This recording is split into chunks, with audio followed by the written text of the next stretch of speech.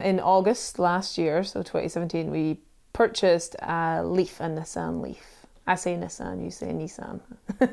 So that's what we purchased. So I work in Virgins, and so when we were deciding on a new car, we kind of figured we'll get a nice little commuter car.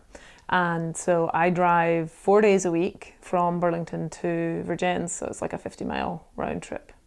Yeah, we applied for the $1,200 rebate online through BED, and it was a really simple process. We just had to put in the VIN number for the car, fill in a couple other questions, where we'd purchased it, and show proof of purchase, and 5 days later I think we had the check in the mail. Previous to the EV, we have I think we have a 5-year-old or a 6-year-old Volvo and a Subaru before that. So I found this really nice and light and easy to manage compared to like the typical all-wheel drive, sort of more winterish cars. But it's been fun. I mean, it's pretty nippy.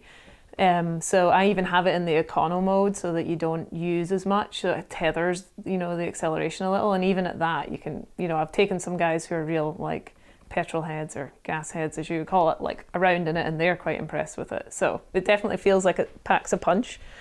And I've not ever felt like I have to go and take the Volvo and I drive all the way to Virginia, so I've still felt as safe in the Leaf with a decent pair of snow tires on than I am in the Volvo.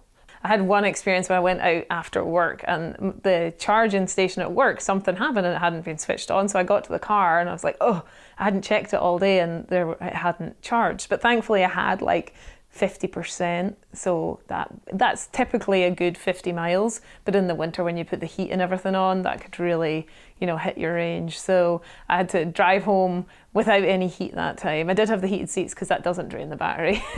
So you learn these little nuances to try and get the most out of the range.